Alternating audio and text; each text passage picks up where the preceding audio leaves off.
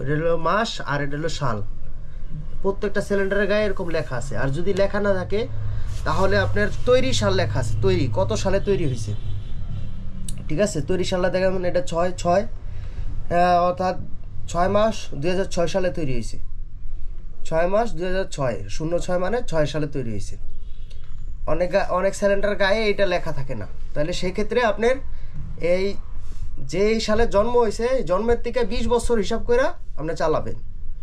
এর ভিতরে টেস্ট করবেন অবশ্যই, কিন্তু এই যে ডু নট ইউজ আফটার, এই সাল যেটা দেওয়া আছে, এই সালের পরে কেউ চালাবেন না, কারণ এই সালের পরে চালালে এটা বাস্ট হওয়ার সম্ভাবনা আছে। ঠিক আছে, এই সালটার পরে কেউ চালাবেন না। দেখি এদিকে ঘুরে দেখাও। আপনার এই যে লেখা আছে ডু নট ইউজ আফটার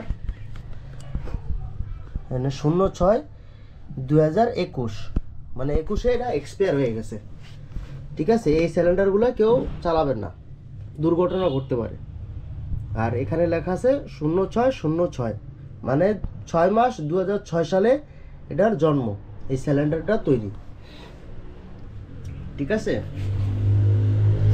এটা 60 লিটার সিলিন্ডার। এখানে আবার লিটার লেখা আছে, এই যে 60L মানে 60 লিটার।